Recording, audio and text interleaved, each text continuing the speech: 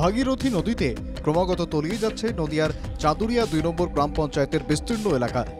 হরিতাল মন্দির থেকে মালোপাড়া ঘাট পর্যন্ত এলাকায় নতুন করে ভাঙন দেখা দিয়েছে। এই এলাকার বিঘার পর বিঘা জমি আজ অনেকটাই নদী গর্ভে বিলীন হয়ে গিয়েছে। এলাকার মানুষদের কৃষি জমি থেকে বসত বাড়ি একটু একটু করে সব কেড়ে নিয়েছে ভাগীরথী। ভাঙনেতে ভেঙে গেল, কি করা যাবে? এখানে পাকা বাড়ি ছিল, আমার জমি ছিল ২০-২৫ বিঘে, এখান থেকে নদীর উপারে চলে গেছে সে জমিগুলো। তো আমি ছাগল গরু নিয়ে মানুষজন নিয়ে আমি কোথায় থাকবো? এই জায়গায় তো রয়েছি, আমার তো কিছুই নেই, একটা ঘরও দেয় নেই বাবা। ভোট আসে ভোট যায়, কিন্তু ভাঙন রোধে কোনো সমাধান হয় না। স্থানীয়দের অভিযোগ, বিজেপি সাংসদ থেকে বিধায়ক কেউই ভাঙন রোধে কোনো সাহায্য করেনি। এখানে সাংসদ আছে বিজেপির, এমএলএ আছে বিজেপির, তারা তো এখানে আসেই না। এমএলএ কি রিহ্যাবিলিটেশন দেবে? এমএলএর কাছে কি সেই ফান্ড দেয় রাজ্য সরকার?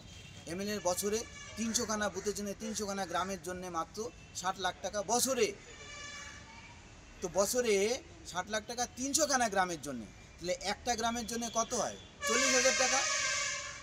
তাহলে একটা গ্রামে আমার ফান্ড দিয়ে আমি কি করে করব? সম্ভব নয়।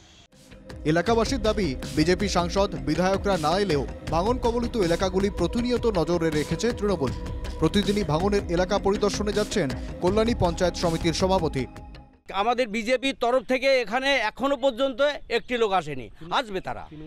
হ্যাঁ, তৃণমূলের তরফ থেকে আজকে কমলদা, আজকে পঞ্চায়েত সমিতির সভাপতি, সহসভাপতি, আমাদের যারা নেতা আছে, প্রায় মানে কালকেও পরশু দিন ৩-৪ দিন তো রাত্র ওরা জাগছে না। বিজেপির এখনো পর্যন্ত আমরা কেউ কাউকে দেখতে পাইনি। এই এলাকার যে মানুষগুলো আজকে ভাঙনের মধ্যে পড়েছে বা যাদের বাড়িগুলো জলে ডুবে রয়েছে, তাদের পাশে দাঁড়ানোর জন্য কালকেও আমরা এখান থেকে অনেক রাত্রে গেছি, তার আগের দিনও ছিলাম।